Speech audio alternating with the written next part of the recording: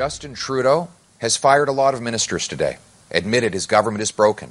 But the ones he didn't fire the Minister of Inflation, Chrystia Freeland. He didn't fire the Minister of the Carbon Tax, Stéphane Guilbeault.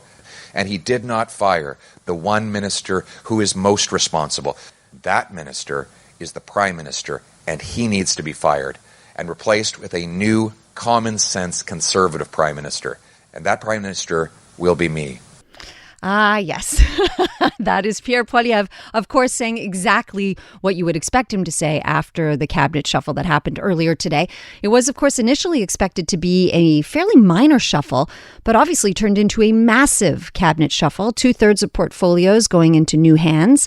7 rookie cabinet ministers are in, 7 ministers are out. And this certainly seemed like a great excuse to call Tom Mulcair, former opposition House Leader of Canada, who has been on vacation, but he has been so kind as to agree to join us today. Hey, Tom. Hey, Natasha. I couldn't refuse that kind invitation to come on and talk about this massive, this really is an incredible event. This is a huge cabinet shuffle, the likes of which we've never seen halfway through a mandate. Okay, so you already answered part of my first question, which have we ever seen a cabinet shuffle this big before? The scope, no. And there are a couple of things being communicated here by Trudeau. The first thing, of course, is he's not satisfied with the way things are going. So this is a message to everyone, whether they're elected officials or they're the most senior people in the Prime Minister's office. This couldn't be clearer. I don't like the way things are going. They had a horrible past 6 months. They were in trouble constantly. They couldn't fight their way back. So some of the people who were responsible for that trouble, think Marco Mendicino and his, we will always talk about the Paul Bernardo thing, but that wasn't his biggest problem. It was the gun file. He just messed it up completely, and Trudeau gets to wear it. There are people here in Quebec who are still very upset with him about that. The people who organize annual events to commemorate the killing of the women at Polytechnique are saying, you're never attending our stuff anymore. So it was a mess across the board, and I wasn't surprised to see him jump. I do have a very kind and admiring word to say for how Mendicino handled it. He's, his basic tenet is, look, I'm going to continue serving. I'm a member of Parliament. You get elected as a member of Parliament. You don't get elected to cabinet. And he's just saying, I'm going to continue serving the people as I've done in the past. So I think that he deserves high marks for that. There's another lawyer who was in for the high jump today, and we had talked about him as being in danger. Not a lot of people had him on their list, but you and I had talked about the fact that David Lametti might be pushed out. And lo and behold, Justin Trudeau has now fired his second justice minister in a row. He, of course, fired Jody Wilson-Raybould over the SNC affair. We know what happened to Trudeau after that. So he sometimes makes these bad mistakes. Why Lametti? Well, the main reason they're putting out, they've been spinning this on background for the past couple of days, saying, well, he couldn't get the nominations done for judges. Now, that is a huge problem. And there was an unprecedented event that you might have seen when Richard Wagner, who is the Chief Justice of the Supreme Court of Canada, actually wrote to Trudeau, and it was made public, saying, look, you've got to do something. The justice system is falling apart. Natasha, people know about schools. They got kids in school. They've been in school. They know about the health system. If they haven't been in the hospital themselves, they've visited someone. They know the problems there. The justice system, people don't see it as much. But people who are in that system, the lawyers, the people who have to navigate it, well, I'll tell you the same thing. It's falling apart. And this is being laid by the people around Trudeau. They're specifically talking about that part with regard to Lametti. I think that there are other things in there, like letting François Legault claim that he can unilaterally change the Canadian Constitution to remove the linguistic rights of the English-speaking community of Quebec, and Lametti did nothing about that. I think that should have been on his list too. We'll see whether Trudeau changes anything on the language file. He's put in Randy Boissonnault, he's a Franco-Albertan. He's from Edmonton. It's an interesting choice. I'm not too sure how this is going to work out. I don't see him as having any great connection with the English-speaking community or understanding of it. So we'll see how that actually plays out. He's also the Minister of Employment Workforce Development. Somebody pointed out to me that we've got a unilingual Anglophone as the Fisheries Minister as well, and that's a department that could really use someone who's bilingual. A unilingual Francophone, yes, Diane Leboutier.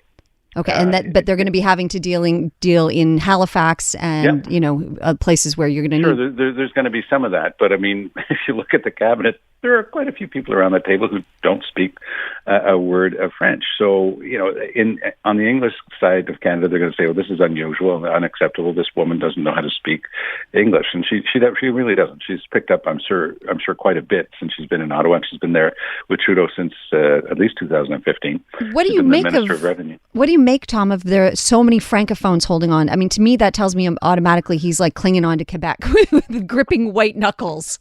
Yeah. And he's got some very strong players in Quebec. One who did change is Mark Miller, who I still think is one of the strongest players in around the cabinet table for Trudeau. Mm-hmm. He did an incredible term on the major Indigenous files. I think he was outstanding. He settled long-standing problems, Natasha. This guy's a problem solver, and he's a go-getter. Where have they pushed him? Well, they pushed him over to citizenship and immigration. And why is that so crucial? Well, the 2 million people backlog. Start there. So we'll see if he can work the same sort of magic that he worked when he was in charge of the Indigenous files and was able to break some massive log jams there. Mark Miller is really one of the most capable people that we're lucky to have in Ottawa working for all of us, and I wish him well. This is going to be a very tough file for him, but I think that he's going to do well. He's well equipped. I agree. Who is Arif Virani, our new Justice Minister? What do we need to know about him? Well, this is interesting because Virani is one of those people that you might not have ever heard of, but if you look at he was Parliamentary Secretary to Lametti, so I mean he's been following every single file. He's been there every step of the way. His family immigrated from Uganda, of course, after the tragedies there. This very large Ismaili Muslim population here in Canada. He's a proud member of that community. I think that this guy's got a great CV. He's worked in major law offices. He worked at Faskins, one of the biggest and best law firms in Canada, and he worked in the Ontario government at the Justice Department on big constitutional and human rights files. So maybe we'll have somebody who will actually sit, and he studied at McGill for his undergrad, and he speaks fluent French. So I think we've got maybe somebody who's going to be looking at the language file and the constitutional file somewhat differently than Lametti did, who just sat there with his arms folded and did nothing to stop Legault's clear unconstitutional law, Bill 96, that went against the constitutional rights of the English-speaking community. So I think that we might be very well served by Arif Virani. He's in Hyde Park, very central Toronto, riding very strong character, and I think he's another person who's probably going to shine in this new role. So what was going through my head as I was watching it, and I'm so curious for your take, Tom, was that this, once again, is very much the Trudeau show. And I'm thinking he chose a whole lot of rookies to get on board and just pump him up and toe the line.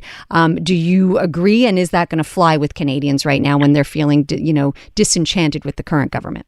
I think that you're hitting on a very important point. But in terms of caucus management, there's also something very positive at taking a bunch of backbenchers, and I think we're at 7 or 8 completely new people here, and saying, look, you've been doing the midnight shift. You've been working nonstop. You've been working as the parliamentary secretary under this minister or that. We've watched your talent. We know your ability. And you're moving up. You're moving into cabinet. That sends a strong signal to everybody on the backbenches that there's hope.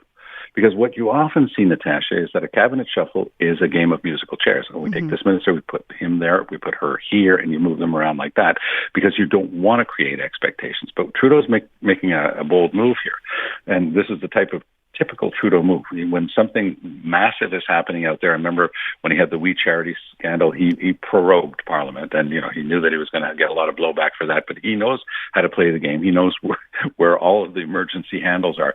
This is a bold move, and he's giving a signal to his backbenchers to keep them close and saying, look, I've just taken a bunch of the people that you've been working with nonstop on the backbenches, and they're moving into cabinet. So you stay loyal, you keep working hard, and you could be the next person going up there. I'll give you one example. There's a fellow that I've had a chance to know. His name is Gary Anandasan-Gary, and he's from the Tamil community. His riding is Rouge Park, that way in Toronto. This guy is a wonderful personality, a member of that huge Tamil community in Toronto. And again, Mr. Trudeau knows how to work all of these community angles. He makes sure that he has a good representation at his cabinet table. They're going to be very proud to have him there. And by the way, we should be very proud to have him there because he's an outstanding person. I got a chance to know him personally, and I think that he's a great choice. So Trudeau's really dug deep. He's found some talent, and he's going to be pushing them forward. Right now, Natasha, what they're doing is they're spinning the economic angle. Well, we're taking Anita Anand and we're putting her in charge of Treasury Board. Now, that was the one that surprised me the most. I was not surprised to see Lametti go. I was not surprised to see Mendocino go. But boy, was I surprised to see Mona Fortier booted out of cabinet. I think she did a sterling job negotiating the new collective agreements with the big public sector unions in Ottawa. And she worked her tail off. She did, I think, yeoman's duty on this thing. She delivered. And for that, she gets booted out of cabinet. She's a Franco-Ontarian. There are almost 1 million Franco-Ontarians. Unless I missed my evaluation, I think she was the only Franco-Ontarian in cabinet. So Trudeau is doing the opposite of what I just described with the Tamil community. He's taking the one person, from Ottawa. She's got somebody else coming in, but it's got no connection to the French-speaking community there, and just basically saying, well, you no longer have a voice, for your minority language concerns and for your community's concerns. So that gets picked up. I don't know if they're going to start voting massively against the Liberals because they vote very, very strongly Liberal in that community. But it's also a sign that, I guess, when Trudeau looked at the whole picture, he had some very tough choices to make.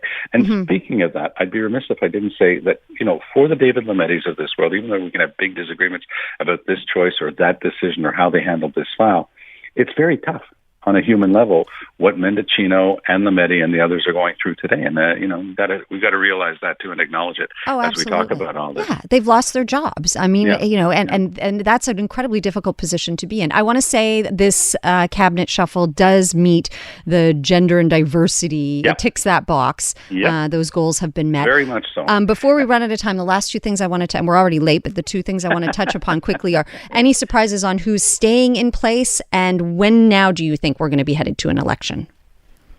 Well, if Trudeau had let the other shoe drop and had decided that he would prorogue, as he did in 2020 around We Charity, then that would have been a sign that he's still looking for an opening as soon as possible. His bet seems to be that he can start catching up to Poilievre on the economic file. Poilievre is doing something quite incredible right now. He's managing to talk to young people who would never look at the Conservatives before simply because he's talking to them in a way that they understand.